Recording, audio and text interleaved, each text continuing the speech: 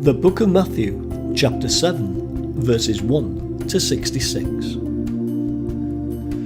Early in the morning, all the chief priests and the elders of the people made their plans how to have Jesus executed. So they bound him, led him away, and handed him over to Pilate the governor. When Judas, who had betrayed him, saw that Jesus was condemned, he was seized with remorse and returned the 30 pieces of silver to the chief priest and the elders. "I have sinned," he said, "for I have betrayed innocent blood." "What is that to us?" they replied. "That is your responsibility." So Judas threw the money into the temple and left. Then he went away and hanged himself. The chief priest picked up the coins and said, "It is against the law to put this into the treasury, since it's blood money."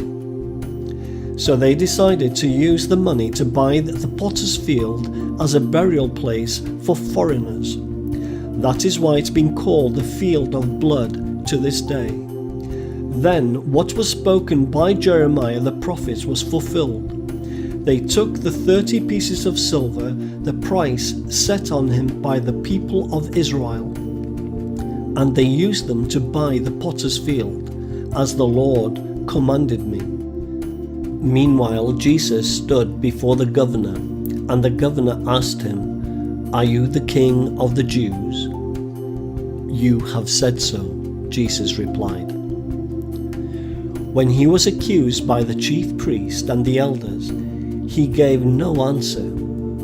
When Pilate asked him, "Don't you hear the testimony they are bringing against you?"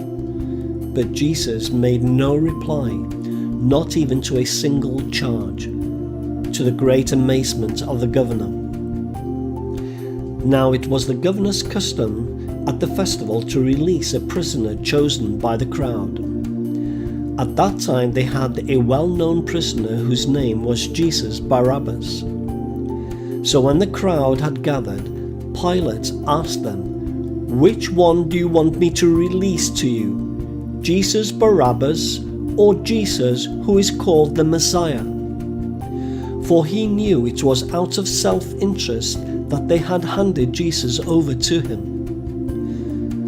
While Pilate was sitting on the judge's seat, his wife sent him this message: "Don't have anything to do with that innocent man, for I have suffered a great deal today in a dream because of him."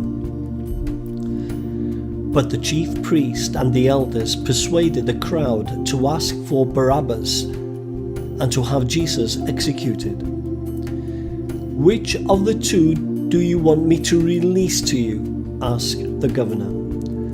"Barabbas," they answered. "What shall I do then with Jesus who is called the Messiah?" Pilate asked. They all answered, "Crucify him."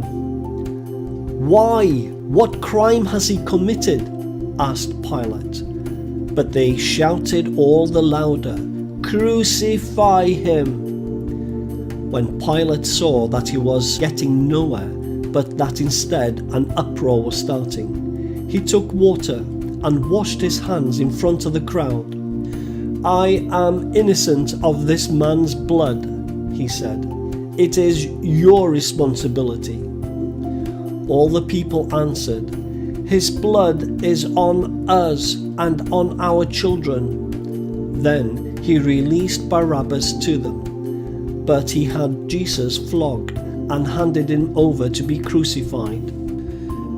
Then the governor's soldiers took Jesus into the praetorium and gathered the whole company of soldiers around him. They stripped him and put a scarlet robe on him, and then twisted together a crown of thorns and set it on his head. They put a staff in his right hand. Then they knelt in front of him and mocked him. "Hail, King of the Jews," they said. They spit on him and took the staff and struck him on the head again and again. After they had mocked him, they took off the robe and put his own clothes on him. Then they led him away to crucify him. As they were going out, they met a man from Cyrene named Simon, and they forced him to carry the cross. They came to a place called Golgotha, which means the place of the skull. There they offered Jesus wine to drink, mixed with gall, but after tasting it, he refused to drink it. When they had crucified him, they divided up his clothes by casting lots, and sitting down they kept watch over him there. Above his head they placed the written charge against him: "This is Jesus, the King of the Jews." 2 rebels were crucified with him, one on his right and one on his left. Those who passed by hurled insults at him, shaking their heads and saying, "You who are going to destroy the temple and build it in 3 days, save yourself. Come down from the cross if you are the Son of God." In the same way, the chief priests, the teachers of the law, and the elders mocked him. "He saved others," they said, "but he can't save himself. He's the King of Israel. Let him come down from the cross and we will believe in him. He trusts in God. Let God rescue him now if he wants him. For he said, 'I am the Son of God.'" In the same way, the rebels who were crucified with him also heaped insults on him. From noon until 3 in the afternoon, darkness came over all the land. About 3 in the afternoon, Jesus cried out in a loud voice, "Eli, Eli, lima sabachthani," which means, my God, why have you forsaken me?" When some of those standing there heard this, they said, "He is calling Elijah." Immediately one of them ran and got a sponge. He filled it with wine vinegar and put it on a staff, and offered it to Jesus to drink.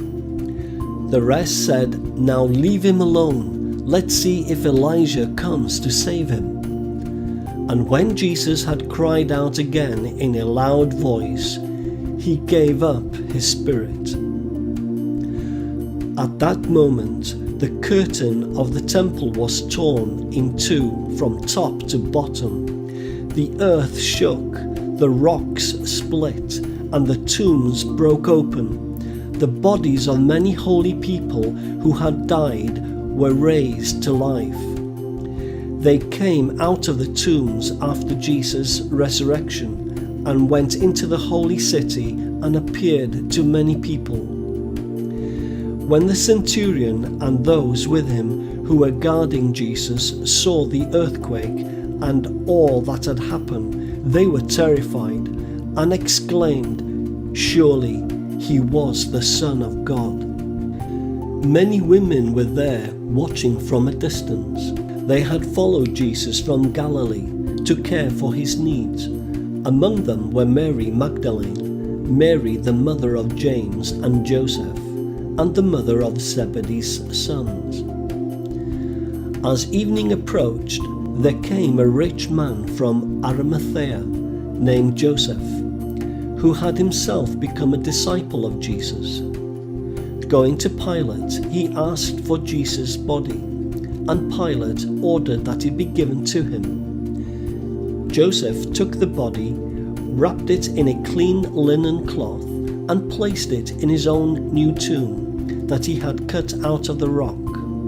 He rolled a big stone in front of the entrance to the tomb and went away. Mary Magdalene and the other Mary were sitting there opposite the tomb. The next day, the one after Preparation Day, the chief priests and the Pharisees went to Pilate. "Sir," they said, "we remember that while he was still alive, that deceiver said, 'After 3 days I will rise again.' So give the order for the tomb to be made secure until the 3rd day. Otherwise his disciples may come and steal the body and tell the people that he has been raised from the dead. This last deception will be worse than the first." "Take a guard," Pilate answered. "Go, make the tomb as secure as you know how." So they went and made the tomb secure by putting a seal on the stone and posting the guard.